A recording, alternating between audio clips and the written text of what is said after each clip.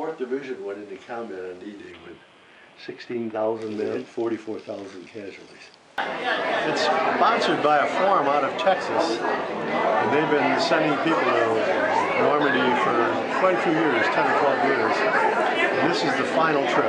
I don't know just how many people they have coming. It'll be 40, 50 probably.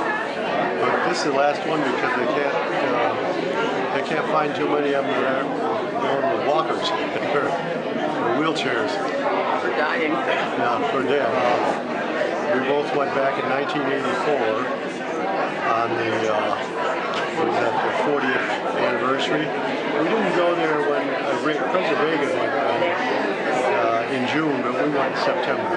He took me all through the hedgerows and the beaches wherever they were.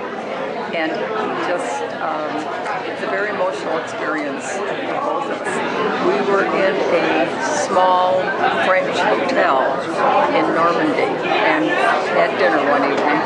And there were two German men sitting opposite me at another table and a French couple sitting next to us.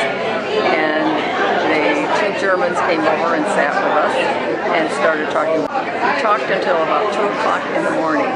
And these 4 men, the 2 Germans and the Frenchman and Don, had all been in the same areas shooting. The 2 Germans shooting at the Frenchman and the American soldier, all through the same area at the same time.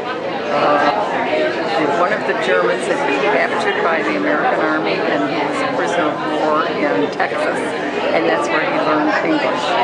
And he said, "You Americans were very good to your German captives, and I'm sorry we were not good to you." And the next day when we went to pay our bill for our room and our dinner, we couldn't pay it. The German man had paid it. And the manager at the hotel said he had been so grateful to his American captives that this was the only way he could pay them back. And he was just glad to be alive and to be healthy and has been treated well. That was one of the most meaningful experiences I can think of.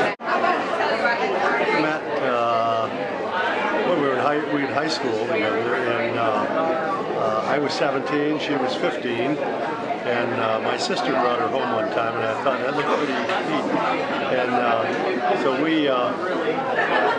we started dating then, and then and that would be 1942. In 1943, I got drafted and left. And then we corresponded the whole time during the war. Email was a very thin, tissue-y kind of paper, very small paper, maybe about a 5 by 8, and you could only fill one side of it. And then his letters, most of them were, they blacked it out with magic marker so that you could only read about 1 out of every 3 or 4 words because they didn't want you to know anything. And it was just a long journey. So.